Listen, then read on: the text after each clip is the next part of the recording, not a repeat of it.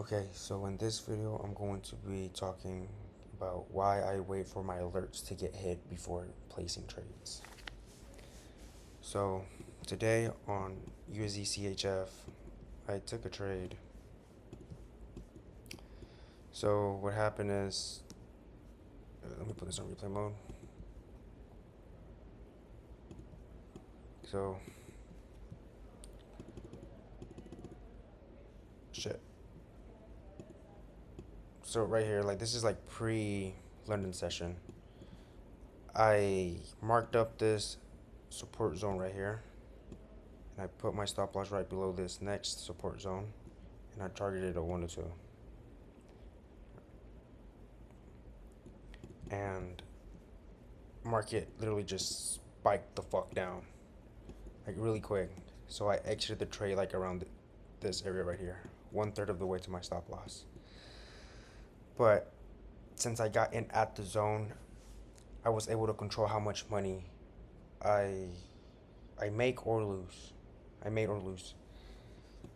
And that's the cool thing about support and resistance. If you get in at the zones, you can get out at a small loss or halfway to the stop or like 75% of the way to the stop, because you don't want to be taking a full hit.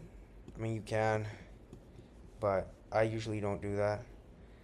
And on EuroCAD, I had an alert right here, waited for it to get up here. This is basically like a break and retest trade.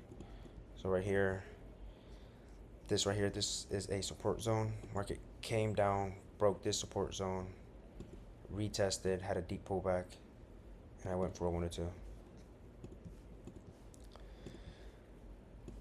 And on GBP CAD, I took a trade Thursday, and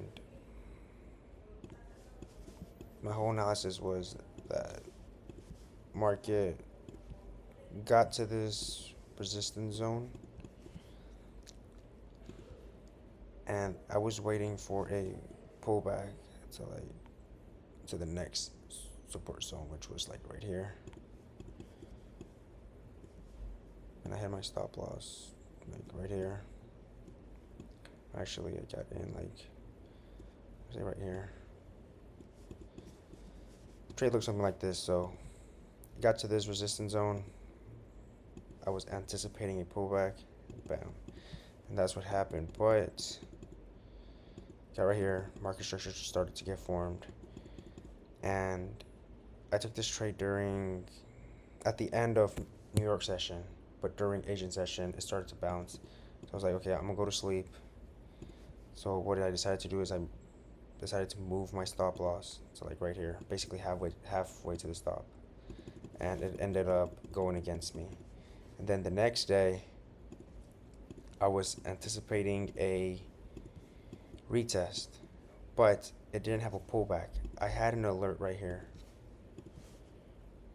Right, I wanted it to go up here, but you see, like it had like a little pullback. This is not good, because if I take these types of trades, I'm basically FOMOing in, right? I need to wait for the deep pullbacks, right? Wait for it to get right here so it can drop.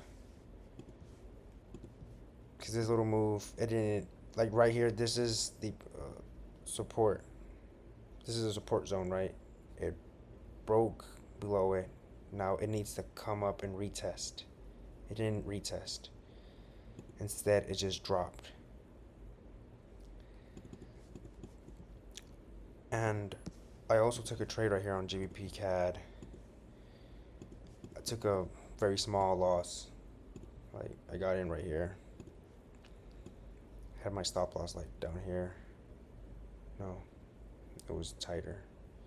Around right here. It started to bounce, but then it came down. And I was like, okay, I feel like this is going to go against me. So I decided to get out like around this area right here. Like around right here. So that was a small loss. And this just comes to show that you know, most of the time, market, it moves from zone to zone with pullbacks. But right here, it didn't have a pullback to the next zone. Right here, it got to the next support zone and it didn't bounce. And right here, it didn't get to this next resistance zone, which is just like a pullback, right? A deep pullback so it can go lower. So right here, I have an alert. I'm anticipating for it to come down here so I can get a retest so I can short the market and take it to the next resistance zone. I mean support. Yeah. So the trade will look something like this.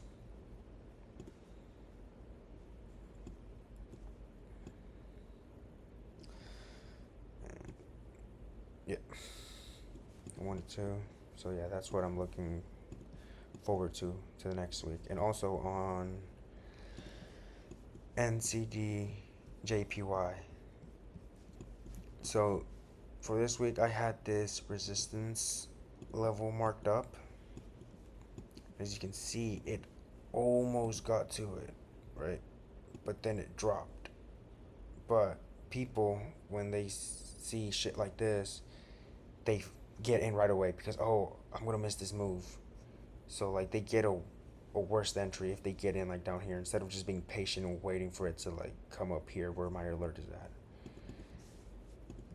And how you get rid of that is just by setting an alert to the next zone, to the next clear support zone. So I had an alert right here and one right here.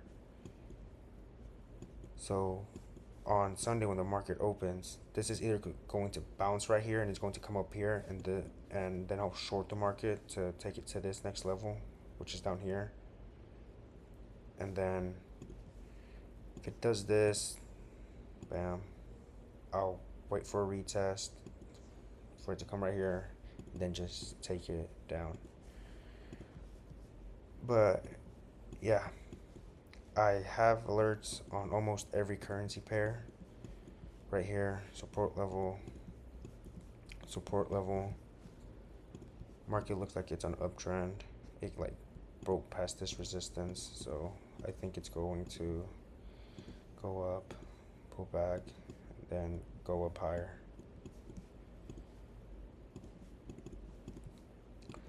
GCHF alert right here at the support level. AUD NCD. I have an alert at this resistance level. I'm really liking this trade. Like it, I just feel like it's going to go down. Adjust my stop loss. It's right there. I go for anywhere from like a 1 to 1 to a 1 to 2. CAD CHF. I have an alert down here. I don't know. Between CAD CHF and USD CHF, I like this zone better. So when the market opens on Sunday, I'll be looking to short this market, put my stop loss above this high, and target a 1 to 2.